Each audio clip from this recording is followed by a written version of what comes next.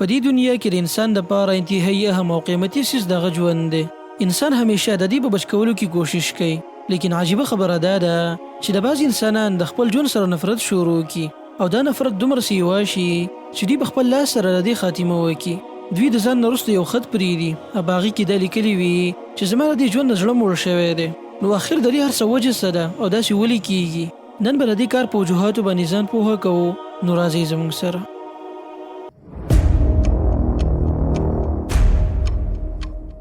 دا خبره قابل غور ده چې په دې دنیا کې انسان د په نورو مخلوقاتو باندې امتیاز حاصل دی، نو هغه د عقل په وجه باندې دی. په انسان کې دا صلاحیت پروت دی چې د خپل ماضي او مستقبل باره کې سوچ کولی شي. یعنی په دې انسان کې حساسیت ډیر زیات دی. په دې دنیا کې موجود هر انسان د خوشحالۍ او سکون په تلاش کې دی. د انسان غواړي چې زما د عیش او آرام والا زندگی وي، زه د عزتمن وي. په دنیا کې موجود د یو سهولت کمی دی هم ماته نه وي.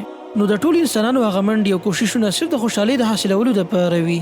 لیکن دلته انسان په ډېره غټه غلطۍ کې واقع دی.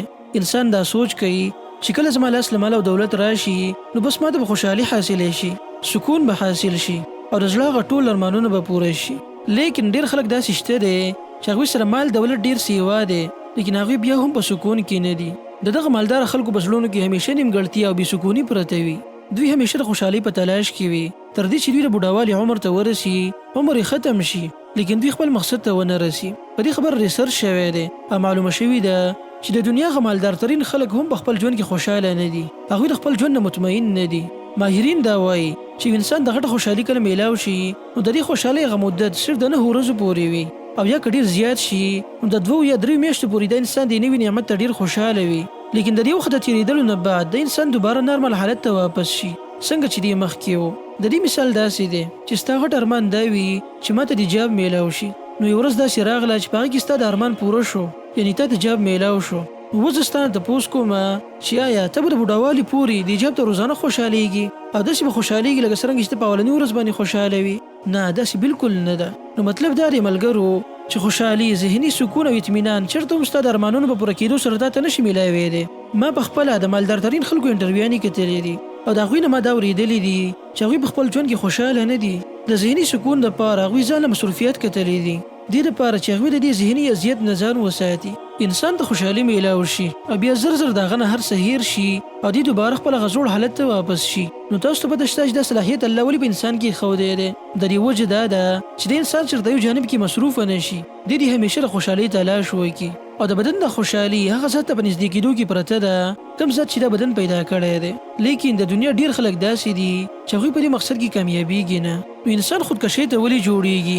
د دې لپاره خو ډېر وجوهات دي او یو وجه پکې لامحدود سوچ کول دي. یو انسان خپل ژوند ته سوچ وکړي، خواوشا دنیا او دې کائنات ته وګوري، نو دې په سوچ کې پریوزي چې آخر دلته زما د وجود د څه لپاره دی؟ زه ولې ژوند کوم په دې ځمکه باندې؟ په دې کائنات کې لامحدود فاصلې موجود دي. کله دې کائنات په مقابله کې انسان ځمکې ته وګوري نو دا د شګو د هغه ذرې نه هم وړه ښکاري. انسان د ډېر لرې لرې پورې سوچ وکړي چې آیا زه په دې دومره پراخه کائنات کې یوازې یمه؟ زما د مختصر ژوند دی بیا ختمېدل دي. تاسو په خپل ذهن کې د ملحد تصور وکړئ. ملحد سوچ کوي چې نن زما سره خواته زما ښځه، بچي، مور، پلار هر څه دي، دا ټول ماته څومره ګران دي. بیا چې دې انجام ته وګوري چې ورځ به موږ د یو بل نه جدا کېږو، نو ملګرو دا دومره لوی غم دی که تا ته په دنیا کې یو پریشاني هم نه وي نو صرف دا یو پریشاني ستا د هلاکت دپاره کافي ده. دې وجې نه د ملحدینو دا نظریه ده چې انسان له پکار دي چې هغه د خپل مور، پلار او ټول خاندان نه لرې اوسېږي. دې دپاره که سبا ورځ په دوی کې چېرته مرګ واقع شي چې انسان خپل ځان کنټرول کړي او د دې غم نه ځان بچ کړي. کوم چې د محبوب کس په جدا کېدو سره انسان ته رارسي، نو د دوی په نسبت باندې دا د خوشحاله ژوند تېرولو دپاره یوه طریقه ده چې دوی خپل نوجوانانو ته بیانوي. دا د امریکې اوسېدونکی دی. د به مخکې خلکو ته په خپلو تقاریرو کې دا ویل چې مرګ نه یره نه ده پکار، مرګ زموږ دپاره یو نجات دی، د دې دنیا د غمونو دپاره یو علاج دی او خودکشي کول یو اهمه تحفه ده زموږ دپاره. دا سړی اوس بوډا شوی دی، د ده چې انټرویو اخیسته نو په هغه کې دې ډېر غمجن ولیدلی شو او ده دا ووي چې زما هغه خبرې کوم چې به ما مخکې خلکو ته د مرګ باره کې کولې هغه اوس ما ته صحیح نه ښکاري. ده ووي چې څه ورځې مخکې زما ښځه وفات شوې ده او زه د هغې جدایي ډېر پریشانه کړی یم. ما مخکې چېرته هم تصور نه و کړی چې مرګ هم زموږ دپاره یو غټ غم پرېښودلی شي. یو انسان په دې دنیا کې د خپل خاندان وله سره یو ځای اوسېږي بیا د دې د هغوی نه همیشه دپاره جدا شي، دا خو انصاف نه دی، بلکې پکار دا ده چې دوی دوباره په یو بل ژوند کې یو ځای شي. نو نن سبا ملحدین هم د دې خبرې اقرار کوي چې په دې دنیا کې د انسانانو دپاره مذهب ډېر لازمي دی د روحاني طاقت نه بغیر په دې دنیا کې ژوند ممکن نه دی. نو ملګرو دا سوچ کوم چې مخکې ما تاسو ته بیان کو دا د ملحدینو دی. اوس راځو د مسلمان ژوند ته. یو مسلمان دا عقیده لري چې زموږ دا ژوند ډیر مختصر دی د آخرت په مقابله کې. دې دنیا کې چې موږ ته کومې پریشانیانې او غمونه دي دا به ورځ ضرور ختمیږي.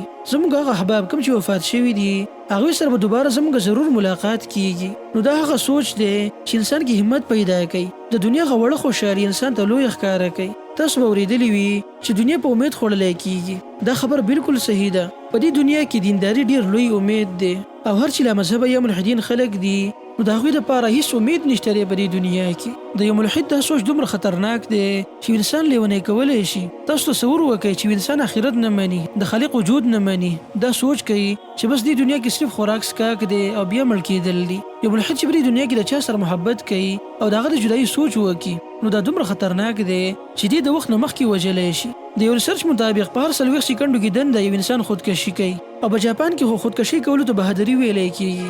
خلک ورته ډېر په ښه نظر سره ګوري. تاسو پته شته چې په دې دنیا کې ډېر خودکشیانې هغه خلک کوي کوم چې لا مذهبه وي، ملحدین وي.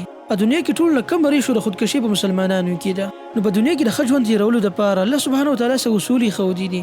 یو پکې دا دی چې انسان صله رحمي پالي، د خپلوانو خیال وساتي. دا خبره یاد ساتئ، انسان که هر څومره مالدار شي خو د خپلوانو نه مستغني کېدلی نه شي. نو مشرانو ته دا درخواست دی چې د خپلو کشرانو ښه تربیت وکړئ، په خپله خانداني جګړو نه ځان وساتئ. خپلو بچو دپاره د خپل خاندان سره نفرت په میراث کې مه پرېږدئ. خپلو بچو کې خود اعتمادي پیدا کړئ، دوی له دیني تربیت ورکړئ. او که داسې وه نو ستاسو بچي به بد اخلاقه کېږي نه، هغوی به خودکشیانې نه کوي. هغوی به اوچت همت، جذبه او اولوالعزمي لري او د دوی دا ژوند به ستاسو دپاره په دین او دنیا دواړو کې خیر والا ثابت شي.